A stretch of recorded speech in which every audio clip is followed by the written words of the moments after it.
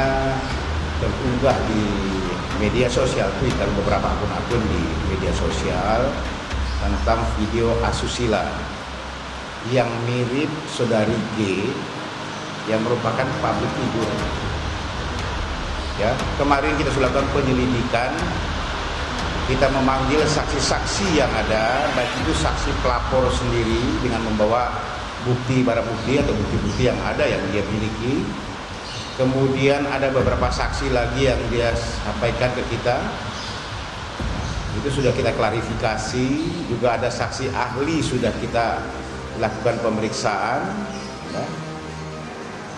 Setelah itu ada juga beberapa keterangan-keterangan alat bukti yang lain yang kita kumpulkan. Dari itu semuanya kemudian dilakukan gelar perkara.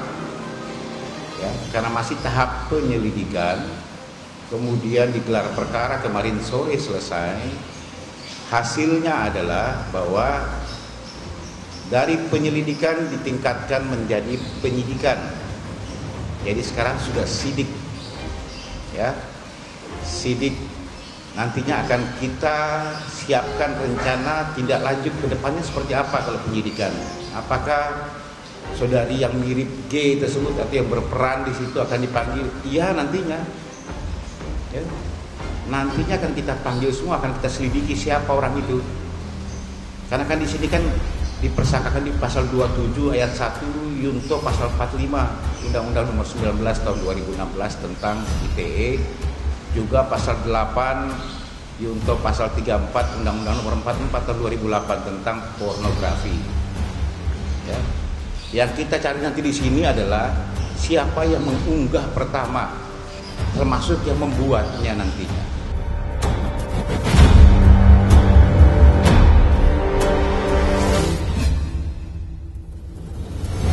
Jangan dianggap enteng ini, jangan dianggap juga lelucon yang sekarang ini terjadi.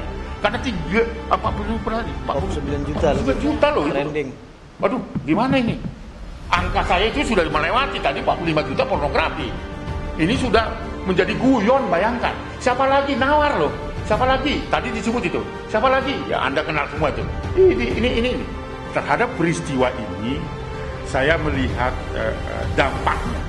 Siapapun yang ada di dalam video itu, yang diduga-duga si A, si B, si C, siapapun, ya apakah dia artis atau tidak artis, kalau itu menjadi inspirasi bagi anak-anak untuk mengeksploitasi gambar-gambar orang dewasa untuk disebarkan secara lelucon, ya, karena di data-data itu masih menawar-nawarkan juga. Siapa yang mau lihat ini itu dilakukan oleh remaja.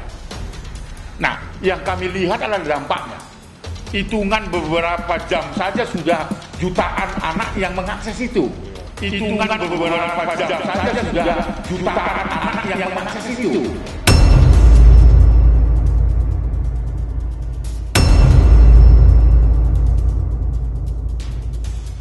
Biar gimana di masa sekarang kita memang nggak bisa menghindarkan anak dari konten-konten yang berbau seksual atau pornografi karena aksesnya itu sangat mudah sekali. Walaupun kita udah pakai parental control, banyak banget platform yang mencoba untuk bikin iklan pop-up gitu keluar supaya anak penasaran. Di sini sih peran orang tua sangat penting untuk mengajarkan tentang kesehatan reproduksi sedini mungkin, bahwa rasa terangsang itu wajar, bahwa seksualitas itu memang dimiliki semua manusia, tapi gimana kita bisa menjalankan hal itu dengan bermoral, gimana kita bisa membedakan baik dan benar. Terutama di kasus ini sih mulai dari orang tuanya, dalam artian kita coba berempati terhadap kasus ini.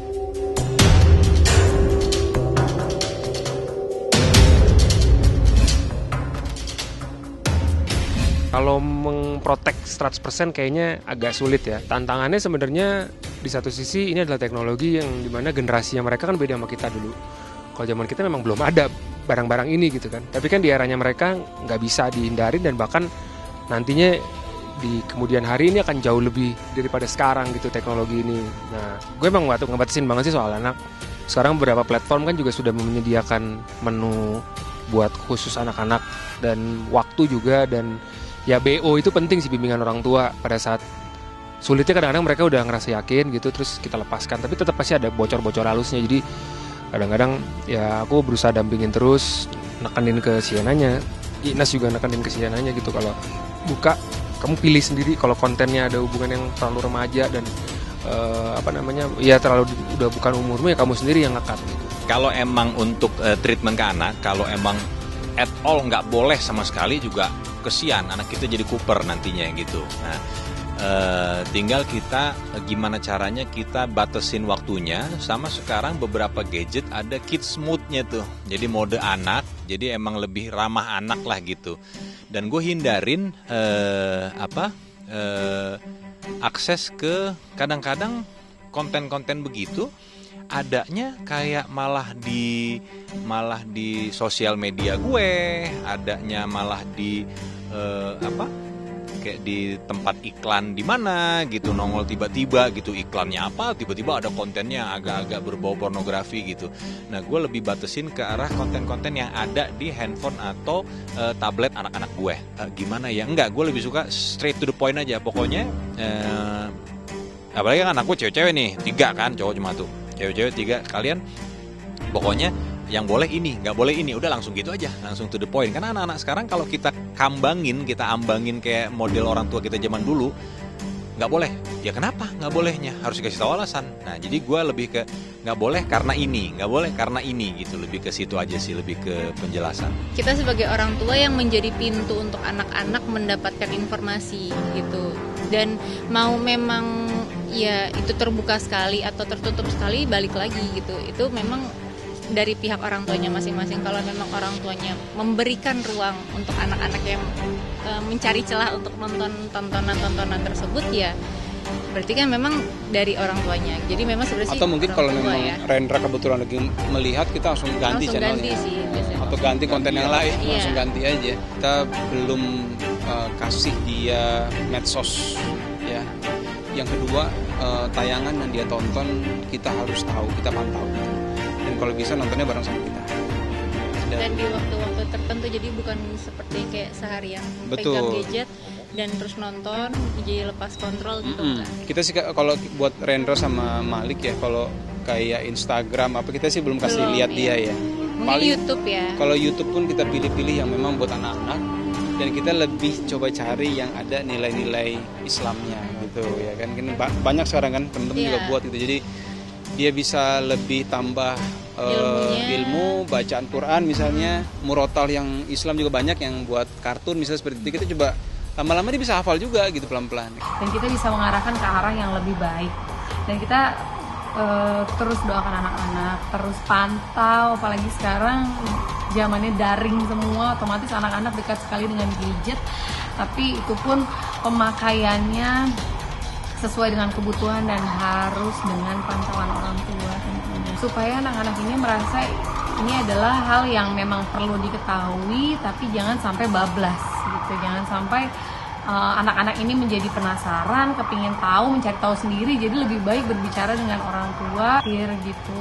Saya pun khawatir, saya pun terus berdoa, mendoakan semoga anak-anak saya, anak-anak semua lah di seluruh dunia ini terlindungi gitu. Terus juga dijauhkan dari hal-hal yang buruk, apalagi sampai terkena pengaruh yang tidak baik gitu kan. Makanya dari usia sedini mungkin kita terus menanamkan ilmu agama. Terus juga di usia anak yang sudah mulai berkembang gitu ya, sudah mulai diajarkan sex education. Jadi ini sesuai usianya kan. Misalkan anak-anak 3 tahun itu sudah mulai tahu bagian tubuhnya apa saja. Usia 5 tahun itu sudah mulai tahu mana sih yang boleh dipegang dan tidak boleh dipegang gitu sama orang lain.